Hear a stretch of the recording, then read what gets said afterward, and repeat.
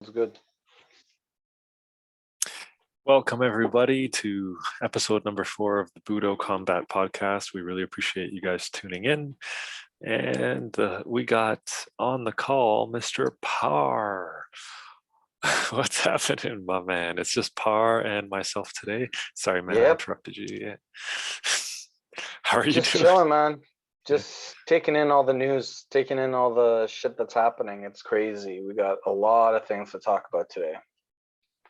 Very true. Very true. I agree with that. Hey, I appreciate you making the time as well. We all seem pretty busy these days, you especially with family and whatnot. Oh Um, yeah. I have a pretty aggressive schedule too, but um, we enjoy this. We enjoy, hanging out, bringing value at the same time, catching up. Yeah, man. And hey, we're getting better at this too. Self-development opportunities, right? 100%, 100%. Yeah. So, there were a few items we wanted to talk about on this call, on this podcast today in particular. Did you want to list them all, Par? Yeah, I was thinking, as we discussed earlier, we'd talk about the Francis Ngannou Cyril Gane fight, and you know, contract contract negotiations, including Francis's perspective on freedom. And then we'll slide into Jorge versus Kobe coming up in less than a month, right? And then Is it actually another, less than a month? Wow, I didn't know that yes, Jorge was March facing 5th. Kobe Covington in less than a month. Holy. Yes. When did this get announced? This got announced a couple weeks ago, actually. Gosh, So they didn't have much time to prepare, but unless they were already in shape. I think they already like knew that it was going to happen because we'll talk about it more, but I think Jorge uh, got out of the Edwards fight and claimed an injury Interesting, because that was interesting. scheduled in January, right? So he just like dropped out of it because obviously you can make more money with going against Kobe. But if they really wanted to promote it, they should have just done tough. So that's our next topic: is the new tough stars, who they picked, and if we think it's going to be good or not. Awesome. Yes, those are the three main topics. Why don't we just get into it? It's the first one. So, the results of Francis Ngannou versus Cyril Gane. Quite literally, two of the best heavyweights that have walked the earth. And we're talking about modern day. We understand that the fighters of today or the practitioners of today they sit on the shoulders of the giants of the past. Mm-hmm. So, all the giants have been the greatest of all time, or they've been the greats, right? But if we're talking about skill, current level skill, I mean, it was literally the best against the best. Francis Ngannou versus Yeah. Cyril Gane, and they're the best for different reasons. The most dangerous for different reasons, the most talented for different reasons, the most dangerous for different reasons. Did I just say dangerous? Second time. So yeah, you and I both saw the fight. What were your thoughts, man? So I predicted, I don't know if you remember from the last podcast, I predicted submission Cyril Gane. And I think we also talked about the fact that no one's going to factor in that Francis is probably going to go for the wrestling. But we I didn't think think, I had made some very brief reference to, can you imagine if Francis Ngannou took down his opponents and like was raining down ground and pound on them like Brock Lesnar style? So I just made a yeah, little comment about that, like just a little vision or imagination item. But yeah, otherwise we didn't really expect him to do that, right? no, a lot of people didn't. But like we should have figured because his academy specializes in jiu-jitsu and wrestling too, right? So Extreme couture. yeah, they're very good. The Extreme Couture is very good with that stuff. So you would think it'd be the right game plan, and it worked. It worked very well. I I was off on the submission. It was just a wild guess. I mean, a lot of people say it was close, and there was some controversy like with the fight. Some people thought that Cyril won because of the rules of MMA. Say if you're close to a submission, it's more points than ground control time. Understood. But like no one, honestly, none of the judges, if you look at consistency, none of the judges really follow those rules. If you think about it, like 5 minutes or 10 minutes of ground control time is a lot better than 20 seconds of, or 10, 15 seconds at maximum of a submission attempt that was not even in, right? Obviously wasn't in. It was close, and I was cheering for it just because it was my prediction and I wanted to happen. But no, like I would say Francis definitely won that. Like if we're just going by consistency of how the judges are scoring, Francis won that fight. He had a huge body slam. He had a single leg. He transitioned to the double leg. He performed sweeps. Just absolutely a huge skill difference when it comes to the ground. And Cyril may have a really good leg lock submissions, and I don't doubt that.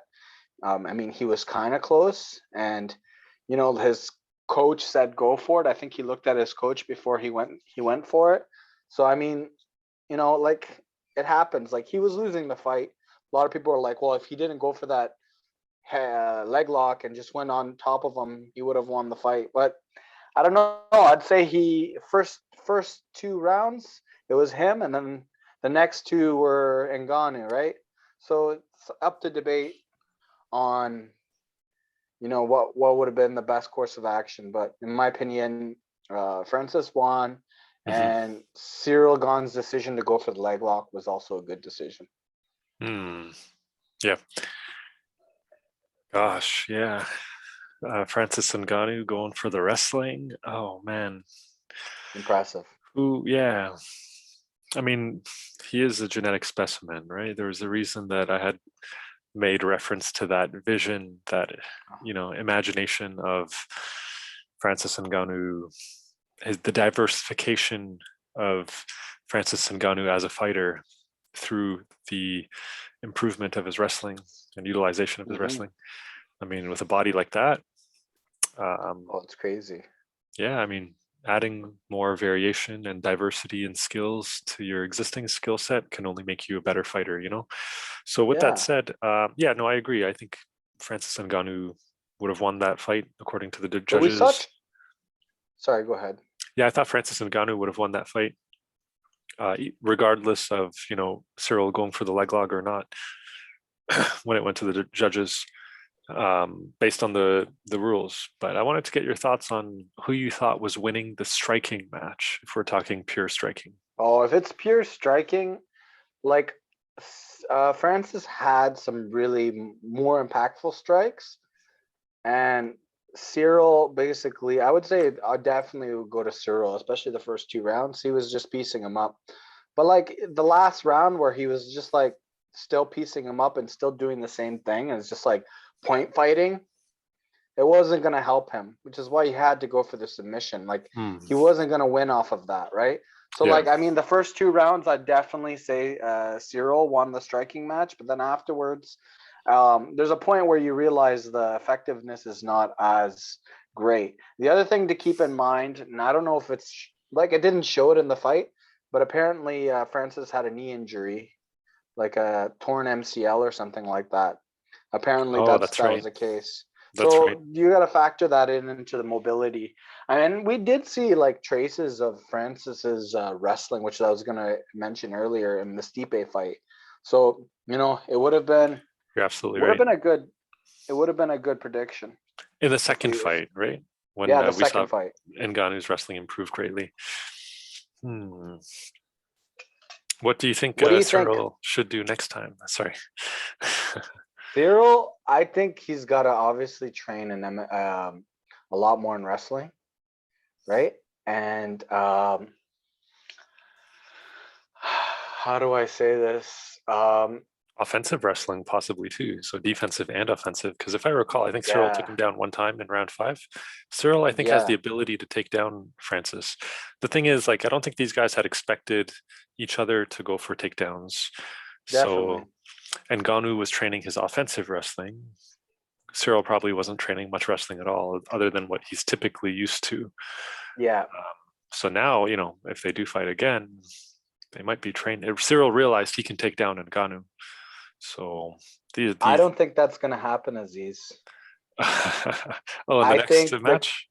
the contract negotiations. I think what's gonna happen is they're gonna strip Ngannou, and they're gonna do a Stipe Miocic John Jones fight, or a Stipe and Cyril Gane fight. It's either those for the interim or for the full. After the way Dana reacted to Dana White not stripping him, not uh, basically putting the belt around him and not being there for the press conference, you could tell that there was a little bit of soreness, right? He was sore. He was sore that Francis won, and I don't think the relationship. I don't think Francis is going to give in anymore, and I don't think UFC is going to give in anymore. I think they've lost all like there's a certain point where you just there's at a relationship where there's a certain point where it's just like you've shown how much respect you have, right? Or what kind of person you are, or what kind of negotiator you are. And it got to the point where it became petty. So I don't know. I don't think Francis is going to fight for the UFC. I think it's done. Yeah, did you feel, I mean, I understand that. I guess transitioning into the topic of, this theme of freedom for Francis, Francis Ngannou is fighting for freedom for himself and for the existing UFC fighters. Much respect to that. But I guess based on the interviews that you've heard and the tone of how things have been going, we don't think that Francis is going to change his position regarding the contracts, the typical standardized contracts, which the UFC sort of uses to lock in fighters, where the UFC has complete control. Unethical contracts, I guess. So Francis, one-way contracts. yeah, yeah. They say they're your contractor, but they don't give you any of the rights of a contractor. Like they can't have sponsors. Yeah, they can't. What is it? They What can't else? fight outside UFC. They can't fight outside. What else?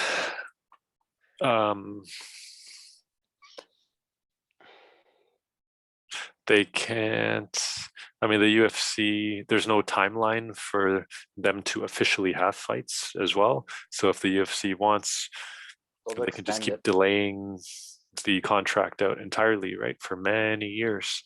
So Yep. at a certain point, the fighter will have to just like oblige. And they can't go anywhere else. It's like what's happened to GSP. Like I know GSP is doing fine, obviously, because he's a superstar, but it's just like it's unfair to like do that to somebody where they can't go outside of the UFC. Like it's like basically ownership. At some point, it just becomes like it's ownership, unethical ownership, right? Yeah. That's what they're trying to do. And from my perspective, Francis is like a lot of people think it's about the money, because Francis apparently lost a lot of money, obviously, for not renegotiating his contract. I think he was getting a lot of offers for a lot of money, and that's why UFC is pissed. But for him, it wasn't just about the money. It's about factoring two things. You're factoring cost benefit analysis, right? What are you getting for what you do, right? Because the fighters got to start worrying about themselves. Like this fights, it can cause long-term damage. I don't care who you are, right? So fighters got to start thinking about, how many times am I going to go in this ring and get hit and get possibly having later side effects of CTE or something else, right? So he's thinking about that, which is a very intelligent approach, logical, right? You can't blame him for that. And he's always wanted to be a boxer. That was his dream. So, like, if anyone knows anything about his story, when he's seen the Mike Tyson video, he said, I want to be a boxer. That's my dream.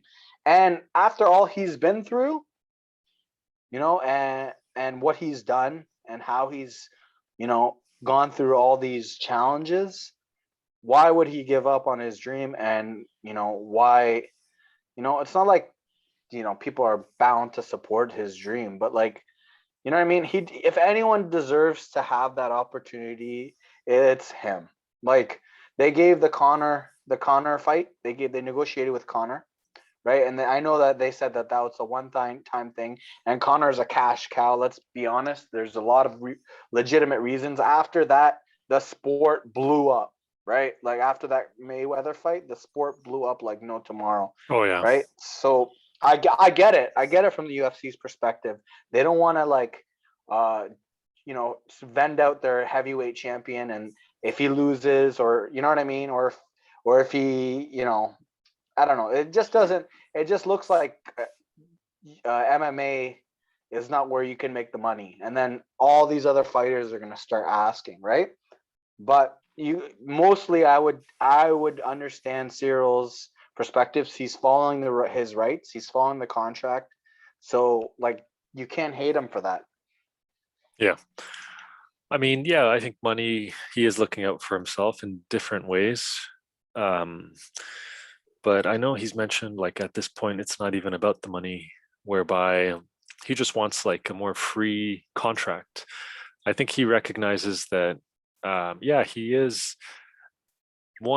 definitely trending into one of the biggest names in combat sports in our modern day times. I mean, when it comes to current fighters, at least, like people around the world are starting to notice him, as definitely the Africans for sure are starting to notice him, the Oh Americans. yeah. Um, so he's one of those special individuals, as we talked about in our last podcast. So he's very influential, and he wants to use his influence to create change. Um, and so it's that.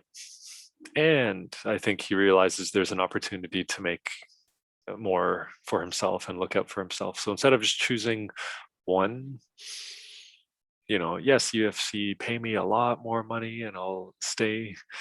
Instead of that, which most fighters would stay for because most fighters really are underpaid.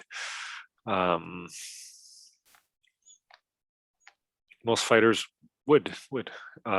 Francis realizes, he can make a lot more money doing other things at this point in his career, whether it's boxing or possibly Bellator, or ONE FC, or across multiple fight organizations where the competition probably isn't as difficult, but you could probably get more through sponsorships and other deals that he would have going on the side. 100%. And those promotions would be more likely to provide the freedom to go into boxing. For example, Bellator is owned by Showtime. So that would be a perfect symphony for fighting. And if you don't make as much on a UFC fight, or sorry, on MMA fight, my bad, you don't make as much, at least you have that boxing available. And I think his management company is also with a lot of these boxing promotions. He's the Um, same. I think he's under the same promotion as Tyson Fury, if I'm not mistaken. wow. So, I mean, let's hope he doesn't get screwed over too much in whatever happens here. I mean, there are big players at the table, and I don't know if the big players share, Or play fair. play fair, yeah, and They share don't. power as well. They don't.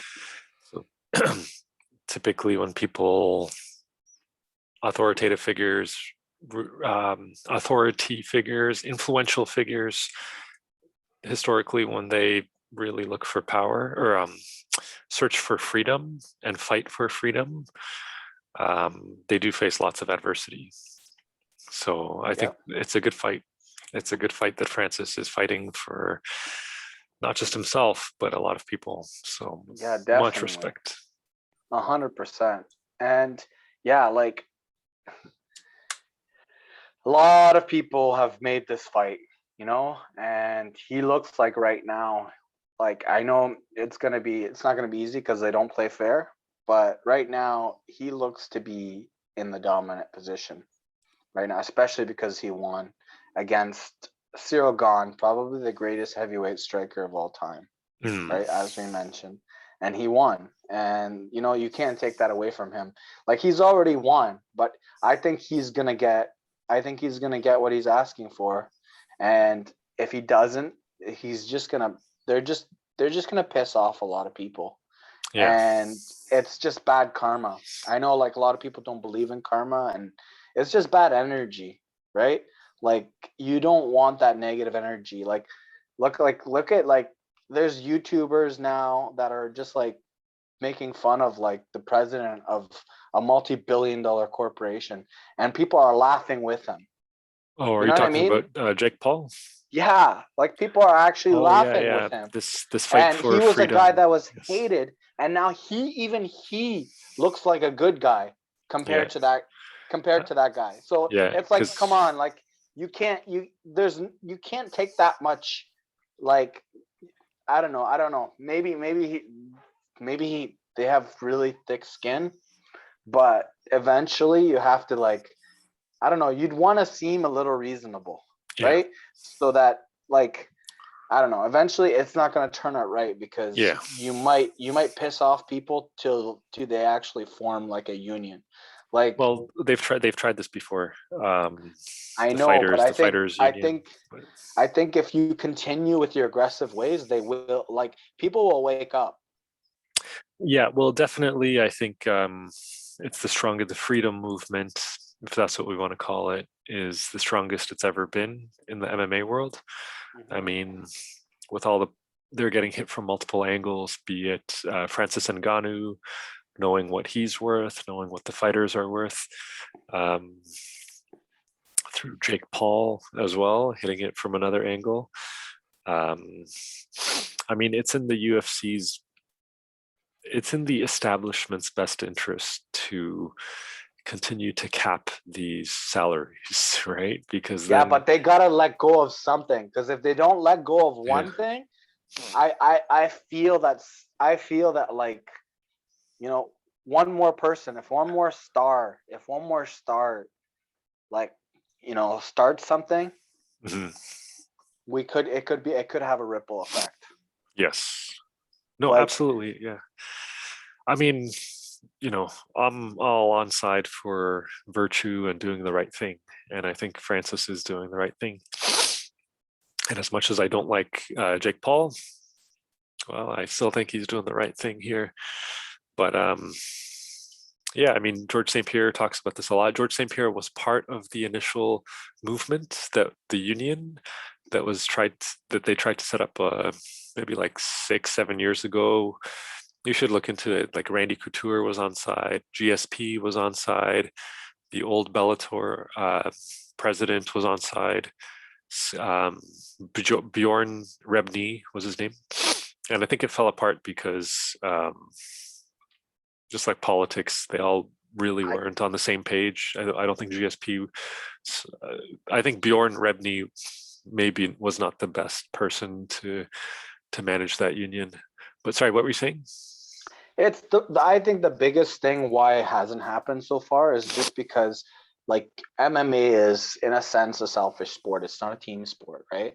Like, you don't ever they'll just pay the next guy, and the next guy will come show up, right? But what will really start making ripples is, there's stars that have a lot of money right now, right? Like a Jorge Masvidal. Like, if he joins it, because he's probably done after the Kobe thing. I guarantee you he's done.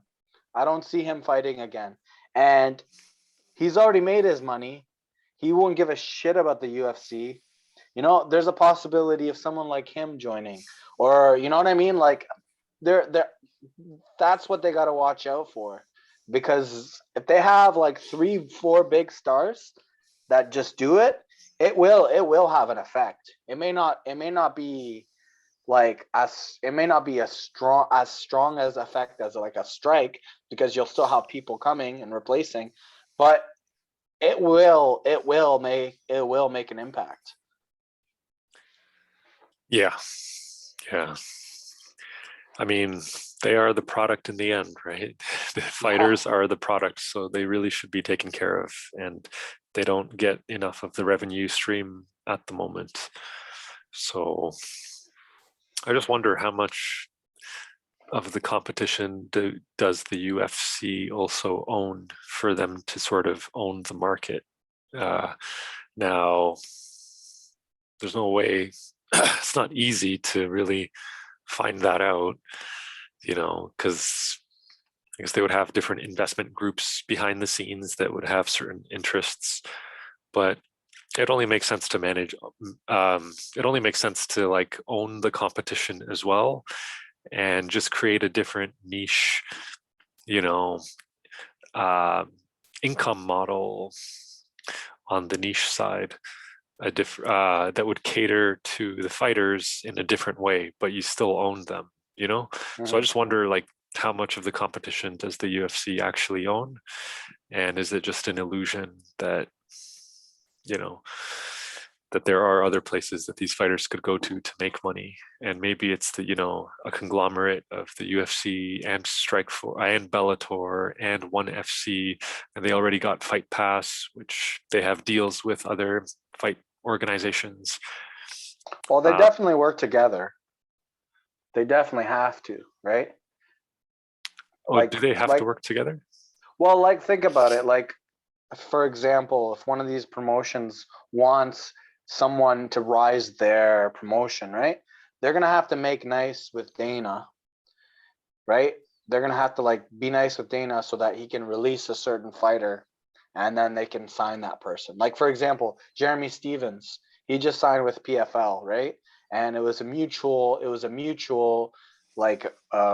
it was mutual for them to both leave, right? But if Dana really wanted to, he could just keep extending the promotion, even though Jeremy Stevens hasn't won in a while. Yeah, He's a big name. He's still a big name. So like, it's actually kind of helping PFL and Jeremy yeah, to just let him go. So like, I think there are definitely situations where they'd like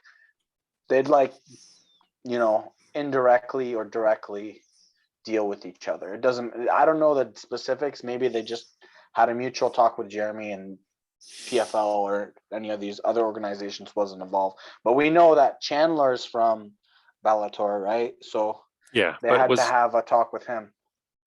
yeah. I mean,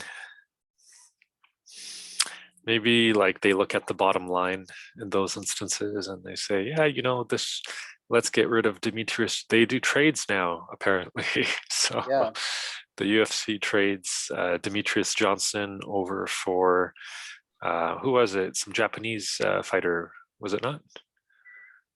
Uh, Was it Ben Askren? I don't Yeah, know. ONE FC was sent to Ben Askren from ONE FC. One championship was sent over to the UFC, and the UFC sent over Demetrius Johnson. I So see.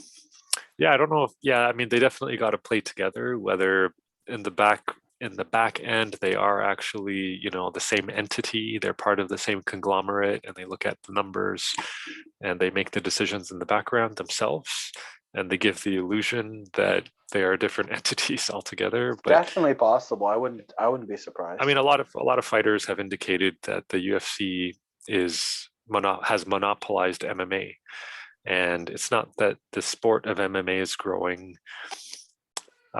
It's the UFC that's growing because they invest in all these other promotions, and so they continue to control the market share that way, and they continue to cap the salaries that way because they recognize that the product is the fighter. So if the fighters ever did try to create a competitor organization, like Khabib, for example, um, there would be no way they could match the UFC in terms of revenue because the UFC has just underpaid them for years continuously. Hmm.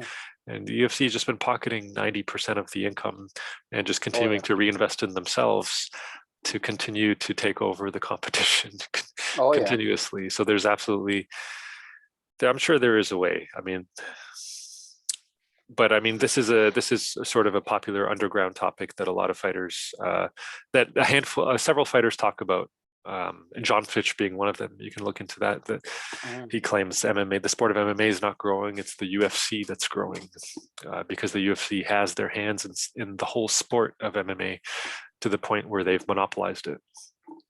but it's just not Yeah, clear and evident. I wouldn't be surprised there. Like, first of all, like all the big events that you have, like pay-per-view events, you don't see any on these other promotions. So they're not even making close to amount that the UFC is making. Like, I can watch any of these events on Bellator, on YouTube, Mm. like one championship. All of these I can watch for free. But if you want to watch UFC big fights, it's pay-per-view. So they're clearly making more, not to mention the ESPN deals, not to mention the Reebok, now Venom sponsorship deals, all these sponsorships that they're getting a shit ton of money for to exclusively have for the UFC Monster. So they're killing it 100%. So I wouldn't be surprised if it goes well, if that's the case. But I I think we should talk about this next subject. Oh yes. Jorge Masvidal versus Kobe Covington. The crazy duel. Ex-friends became fighters. Ex-lovers became fighters. I don't know. Yeah, I mean they do have those vibes, don't they? Um, anyway, hey, I my don't know. I radar don't for know. that isn't the greatest. It's all right, but Jorge's the one that does sort of like air kisses to other guys, doesn't he? Jorge Yeah, does I lots of air mean, kisses. So anyway, I guess that's his persona. Maybe it's like Gold Dust inspired. yeah, yeah. So Jorge does a lot of that. And then Kobe, I think he's kind of like cringy when he's around. Doesn't he like hire a bunch of cheerleaders and like swimsuit He always, models to just like stand around him at different yeah, he always events and stuff? pretends. He's always saying that he's like with girls on all his promotions. Yeah. And I guess So I don't know, like maybe he is. Like I wouldn't be surprised, but like I mean a lot of UFC stars probably have do well in that department, let's be honest. Right? But to use that as an advertising, maybe it works. It probably works for Sims, right? but anyhow, But anyhow, we're speculating greatly here, but yeah. But let's talk about the matchup. I think right now I'd say Kobe, like a lot of people, Kobe definitely has the advantage in terms of skill. Masvidal has the power, right? The power and the striking and that advantage. so sorry, you're saying Um, Kobe has the skill, is that what we said, or cardio? yeah, I'd say he has more skill in terms of Hmm. like he took Usman to fifth 5 rounds both times, and it was much more competitive fight than Jorge. Hmm. So, and I think the first Jorge fight was because of wrestling, which Jorge doesn't have, and then the Yeah. second one, he even got dominated on the striking, and that was because partly a lot of people say it was because of the threat of wrestling, but it looked like he just, you know, Usman had improved so much that Jorge wasn't ready for a shot like that. So I don't Yeah. know. Like I would say, Kobe has the advantage. He's the favorite, but I don't know. Like Masvidal, I think he fights better when he's pissed off. Like the way he was Hmm. pissed off at Ben Askren, the way he like gave that knee. I know some people would consider Yeah. it a fluke or lucky, but it still takes a high amount of skill to perform something like that. So Hmm. I would say it's an exciting fight, but they could have promoted it on tough. I don't know why they didn't do the tough. I think they're worried about. I don't know if it's real. If their beef's real, maybe that's why they don't want to continuously Yeah. go through that toxic environment. Yeah. So that's your position as to, you know, because I mean, I don't want to mix these next two topics too much, but we were talking about Amanda Nunes versus Juliana Pena being sort of the main two teams, heading up the main two teams on Tough. And you were saying you weren't a big fan of that because there's other better opportunities out there, such as Kobe versus Jorge, right? Kobe versus Jorge, anything like even Chimaev versus Burns, and even though that seems boring, Chimaev is the new star. That would be like ushering the next Connor. Like he's not Connor, Mm, obviously, but like it'd be ushering the next superstar. Like even Sean O'Malley. There's like a billion other fights yeah. than that fight. It's not, and it's not like it's like okay. First of all, there's sort of a language barrier, right? Like that. Even you just watch the press conference to know that it's not going to be good TV. That last press conference, it was just uh, what was it? Nunez was just repeating the same thing, and What Panna was she saying? actually, she's just saying, "You think you could? Do you think you can do that? You think you can do that?" Like every time.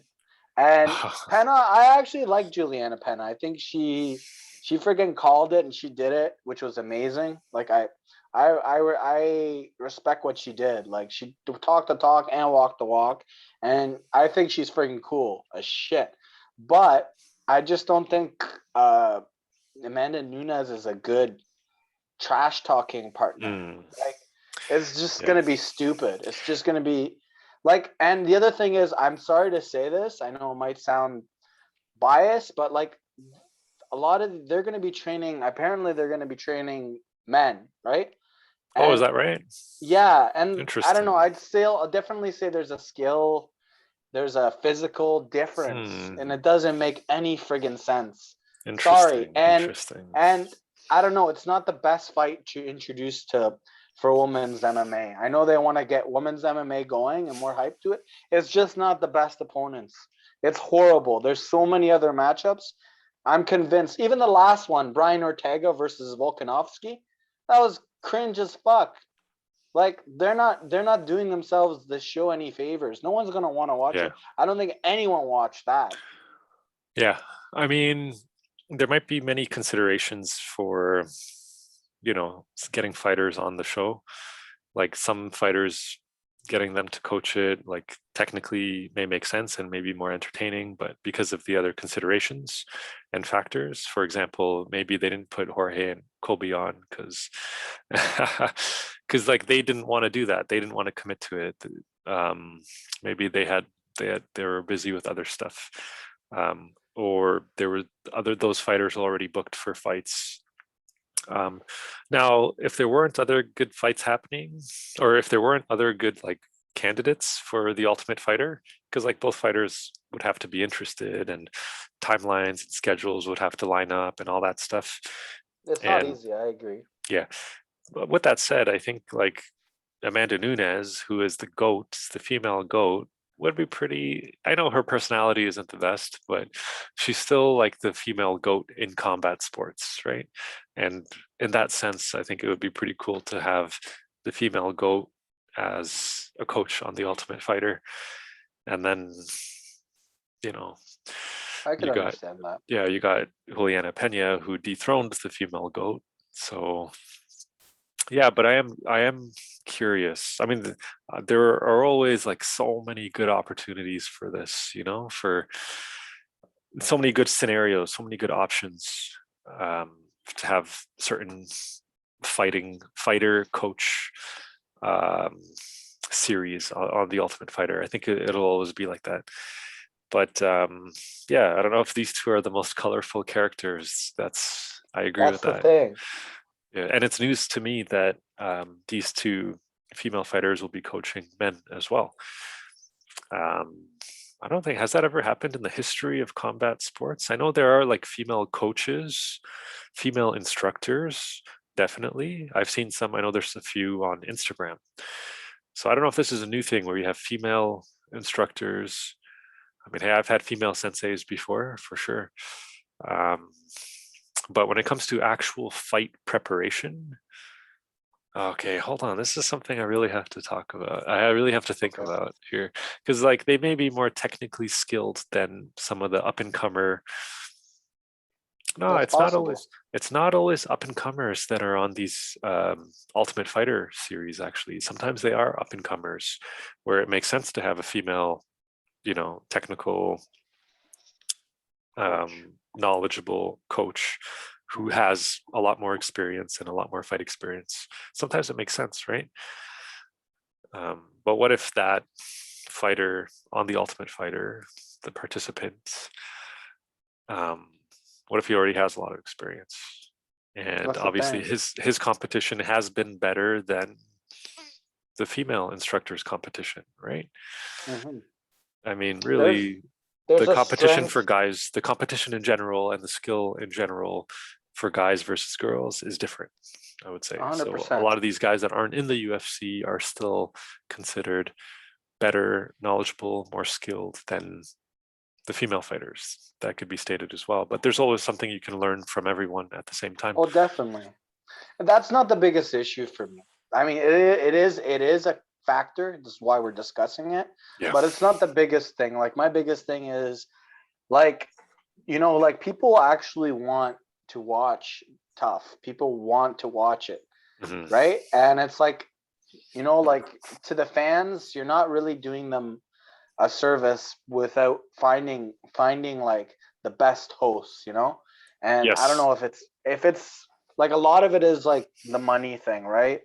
Mhm. Like, like that's a lot of it. Like it's not worth it for these stars to do it. And I understand that, right? Ah. Like it's not worth it for Mhm. Jorge and Kobe, especially if they have beef. I'm not expecting that one to be the one, but like there's so many others that they could have done. Like I just listed some of them, right? Yeah. There's Yeah. so many others that they could have done that it would like kind of like help elevate some of the stars. So like it's not just the UFC's fault. I think the fighters have to also pay attention to like what can help their brand, right? I know a lot of these fighters do other things outside, so they don't care as Yeah. much.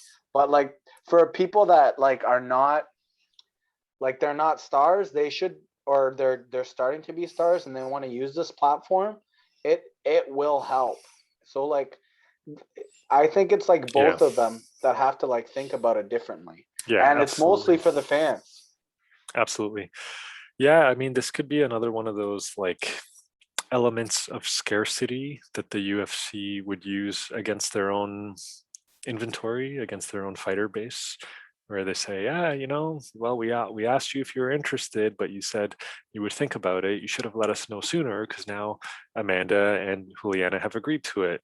So it's like, oh yeah, these opportunities, they give off this illusion that these opportunities don't come often, and they Yeah. put the fighters in a situation where they just start having, they want to accept things quickly because they don't want to lose an opportunity or else something like this happens. So they Yeah, don't want to, because yeah, they want to go with the grain. They want fighters to go with the grain essentially, or that's else what they'll Dana lose White always opportunities. says. Oh, is that right? He says this is not a career or a job, it's an opportunity. So Mm, you hit the nail on the head. Like I would agree, they probably just want to like quickly transition things and be like, well, you lost your opportunity. Well, you lost your chance. yeah, And instead of actually working to make the best show. I mean, the UFC doesn't need it. That's the reality. They don't yeah. really need it. So they don't care. I mean, They already own everything. Like they don't need it. They don't care about having a good TV show anymore. Maybe yeah, back in the past they did, which is why they got people like Connor. But yeah. I mean, it's just strategic thinking. To manage the control index. How much in control are you? What are you do this force field analysis at a strategic level. What are the forces that could impact your position? And one of the mhm, forces indeed is an uprising of your own people, of your own fighters. So how do you yeah, prevent uprisings?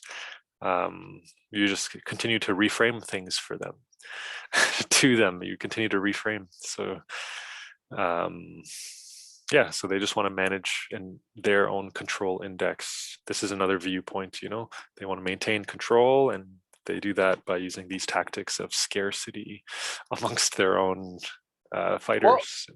I'm I I honestly like they make a lot of comparisons with boxing and MMA, and one thing I can appreciate about the UFC is that they've been able to have the great fights. They're like it's like Mayweather and Floyd.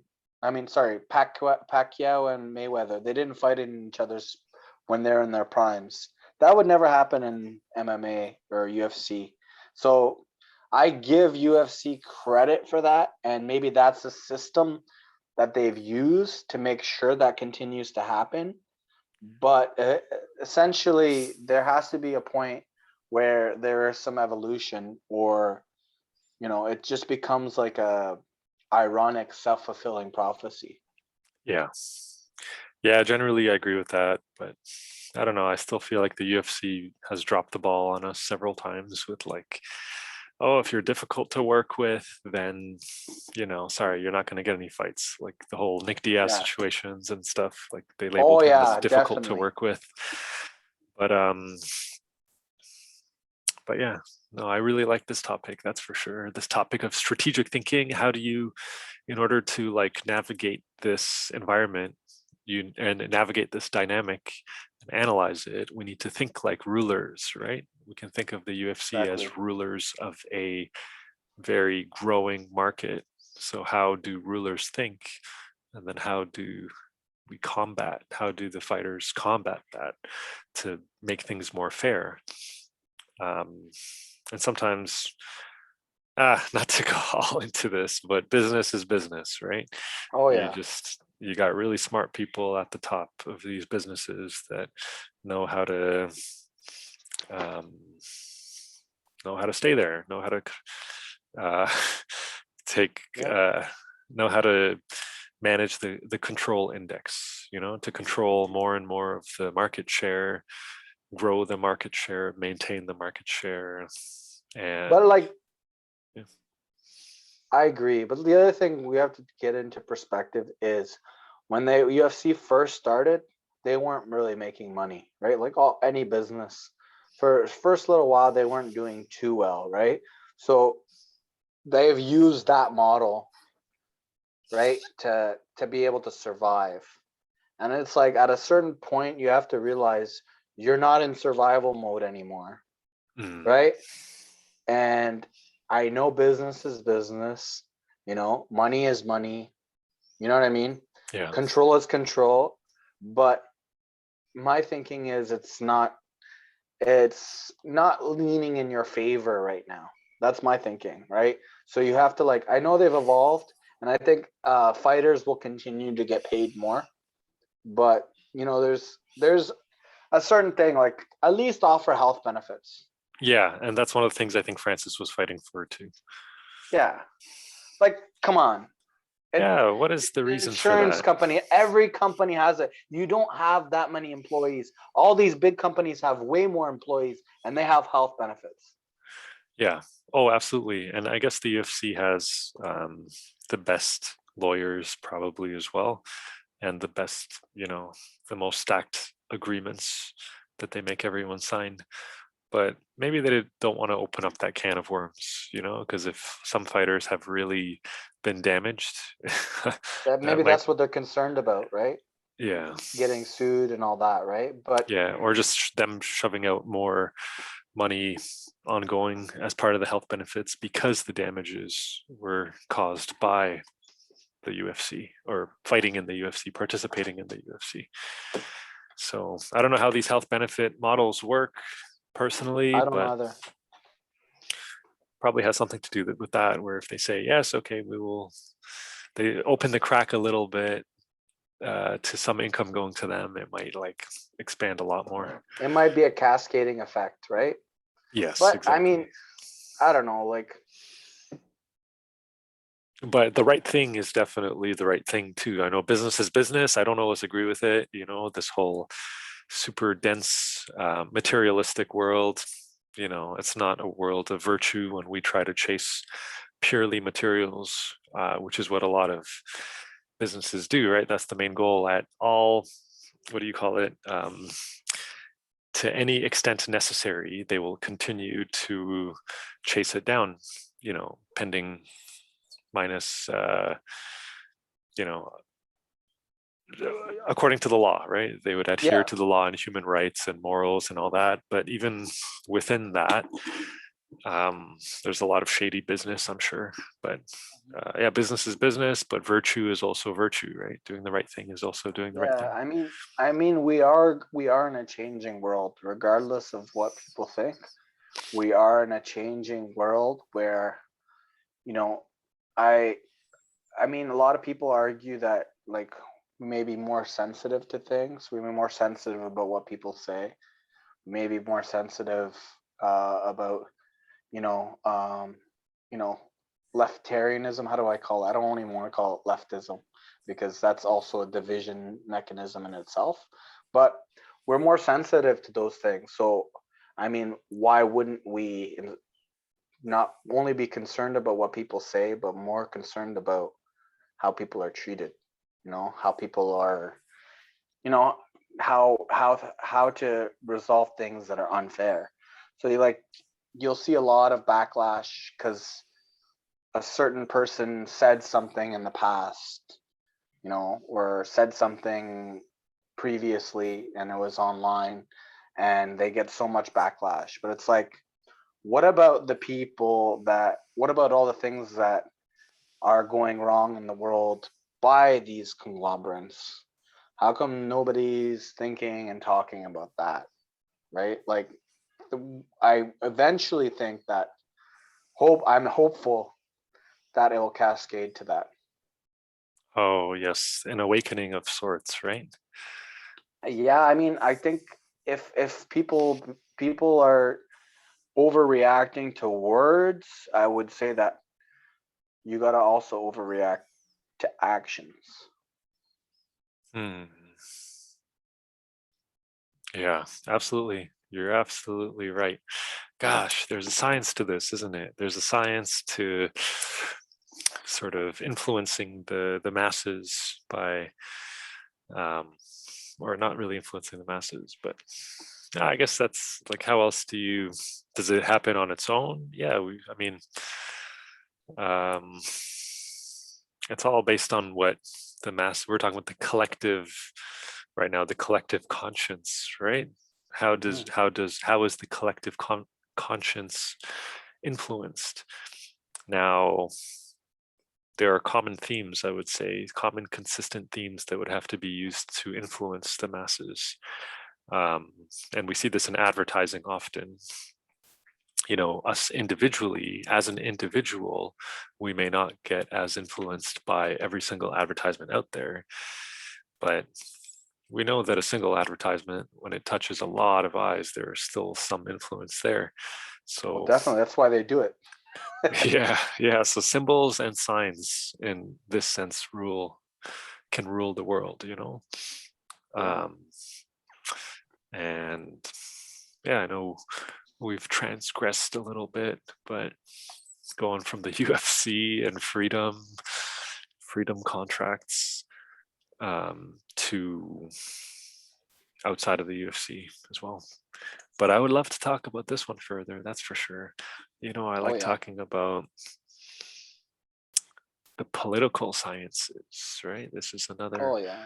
I don't know, is this It honestly, anything can go into the political space, right? Especially when we're talking about how people are influenced about things, right? Hmm. Right. At the end of the day, though, I think a lot of people are talking about this fighter pay, and it's encouraging. It's encouraging because it can bring about change, right? So if we're not just talking about, hurt feelings, we're not just talking about words, we're talking about people getting their fair share. Hmm. Yeah. Yep. So yeah, we transitioned into the freedom space from multiple topics. It was Francis versus Cyril. We transitioned into freedom. And then it was, how did we transition to freedom from Kobe versus Jorge? Oh, yeah, it was The Ultimate Fighter. And then Nunez versus Pena, The Ultimate Fighter. And then, why the UFC made these decisions in the first place. Well, because they're the conglomerate, they can do whatever they want to do. And then Yeah, we but see, I actually, like, a lot of this is coming from, like, like recently, like one of my transitions and my feelings are coming, or not my feelings, my perspectives. It's coming from like what's happened with this whole boycotting of the great Joe Rogan, right? Like there's recent reports that he used a certain word, which shouldn't be said by anyone who isn't Black or African American. I understand wholeheartedly, right? But how come, the question is, why is it being surfaced now? How come in the original podcast, the backlash wasn't there? How long ago was that actually? This is recently. It was right after they tried to cancel, or people tried to cancel Joe Rogan for artists tried to leave the platform on Spotify because of his controversial opinions Oh about yeah, the jab, yeah, right? and him So like inviting. there's a pattern. Like Understood. anyone that understands that there's a pattern going on here. And it's kind of the narrative that now that thing where we're talking about standing up for people's feelings, that's being used for another purpose, Oh right? yeah, yeah. That's what's happening here. So like we have to be aware of these things. Like we Actions have to be, versus, yeah, and priorities. Like, I mean, yeah, there's an orchestration happening, obviously, right? Because yeah. industries are being used to continue to um, get masses to think and argue for specific It's things it as seems opposed like to that. other things, right? It seems like that. To It take the seems like attention that. and the focus away. People are angry and they have this built up, energy. And so they create another um, sort of vehicle for them to express that. And they redirect their attention and focus from what should be directed on to nonsense. 100%. So that's kind of why I wanted to.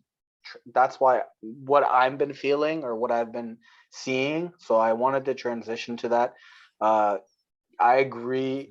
Like even though like a lot of things I don't agree with Dana White on. I agree with Dana White and Joe Rogan's uh, spiels about certain things they say about freedom, and Mm, I respect them for that. I respect Dana White for his ability to continue MMA through the lockdown, and that's what actually made me a bigger fan throughout the lockdown. So I think that showed a tremendous amount of tenacity. So to some point, he deserves that. He deserves a lot of yeah. credit for it. Yeah, no, for sure. I mean, I don't know how many of these decisions are made by Dana himself. I mean, Dana's a good, um, I guess, spokesman for the UFC. He's a good face for the UFC for sure. Mm-hmm. I mean, I'm sure sometimes he provides his own personal opinions on certain things, and then in other instances, perhaps he reads the script that's that's handed to him by. Maybe, but I honestly think, like, from my analysis of all the things that were happening, it was him spearheading that charge. So I Oh give yeah. him Oh, full regarding respect. the The operating during lockdown, right? Yeah, Oh he yeah, much pushed that respect like there. no other. Much respect there for sure on that side. So yeah, I can see the good, and I can see the good. It's not like I'm biased, you know. Yeah, I can see greatness in anyone. I just gotta, when I see something, I'm gonna call you out on it. I'm just yeah. trying to be real, you know. Well, hey, That's just who I am. hey, Hitler was also a really good leader, so that's a good thing too. But I'm not Don't calling. compare him to that guy. No, no, no. I'm Don't not compare. comparing Dana White to Hitler at all. I'm not comparing Dana. There's some virtue there too, I'm sure. Oh, definitely. But he's got a role to play to represent the company and the investors and Of so on and so course, forth. he's got his own job too, right? Like he's no longer the owner, like actually. And Yeah, I know he makes a lot of the decisions, but it's not all him. yeah, yeah. There's a machine in You the can't blame it background. all on him. Yeah, for sure. 100%. Yeah. So, but it's a growing sport. It's continuing to grow, and there's opportunities for. I know I said earlier, one view was that no, MMA is per John Fitch. MMA is not growing. The UFC is growing, but in many ways, perhaps at a local scene, at the very least, at a local scene, at a local view, there are opportunities for a lot of people in MMA, in combat sports in general. Um, and I'm always going to train martial arts for my whole life, God willing. And um, all the training I did as a kid right now is all the training I did as a kid is definitely seeing its fruits right now, just from a marketing perspective. Karate, how many people, it's not as popular now as it was back then.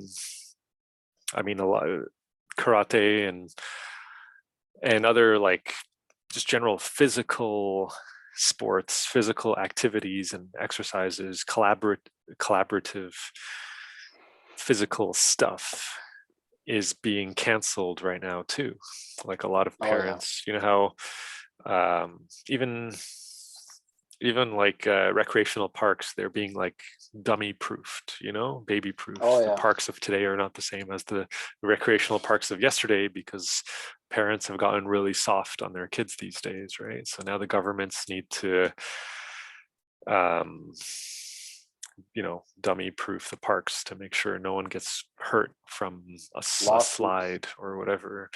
And same thing with karate, same thing with these martial arts. Like it's hard for them to host tournaments now because parents don't want their kids to get hurt, So yeah, I personally went through some tough training back in the day that a lot of people don't go through these days. So it's Mhm. taking me a long time to explain this point. But it's basically martial arts in general has grown a lot today, and the arts of the past, the traditional arts of the past, are being a lot more valued right now, um, because the mechanisms to train them have gotten very, especially so because the mechanisms of practicing those traditional martial arts have been watered down a lot these days. So if you got the good stuff back in the day, then you know um, you're in a good place because it's hard to get these days, right? Mhm. I hope I was able to communicate that properly. No, I get it.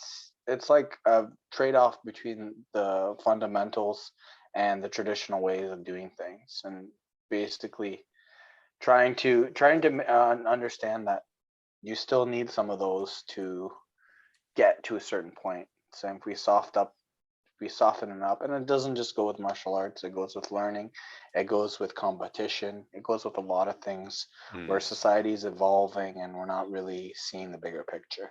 Mhm, mhm. Yeah. All right, we're at just over 6 p.m. right now. Do you feel like we've hit all the topics we wanted to talk about? Yeah, I think I got everything off my chest. How about you? Nice, same here. Hey, there's always more to talk about when it comes to the control index and rulership of markets and nations and all that, but that's not what we're here to talk about. We're not going to go all in that. Uh, Yeah. but yeah, no, I'm still looking forward to Jorge versus Kobe, regardless. Oh, Even it's though gonna be that, great. yeah, even though that's I not the just tough wanted to see series. more drama, to be honest with you. I like the True. WWE stuff. As much as it may sound, I like the drama. Yeah. I like that stuff around a fight. Yeah, Uh, especially when it's real and true. Oh yeah. So yeah, I don't know if these guys have been talking crap to each other as of recent, but they talked a lot of crap, 2+ months ago. But I don't know if there was any beef as of recent, any fresh beef. There's there's small stuff. I think Jorge posted a video, but Mm, nothing like juicy or like good. I just want to see them in a press conference. I yeah. want to see like three press conferences with them too. That's gonna be amazing because they both like I don't know, they have a certain intensity, and I think, oh, this is Mm, gonna be crazy. yeah. Well, hey, we're gonna touch on this one again as we get closer to the fight date, a little yeah. less than a month from now. Oh yeah. All Can't right. wait. Yeah, so I think that's that, eh? We'll call it a night then when it comes to the podcast. For sure, man. Everybody stay tuned. And yeah, peace, man. Yeah, thanks everyone for tuning in. Yo, Perwiz, it was good catching up, man. For sure, man. Okay, Good times. talk with you soon. Bye. Bye.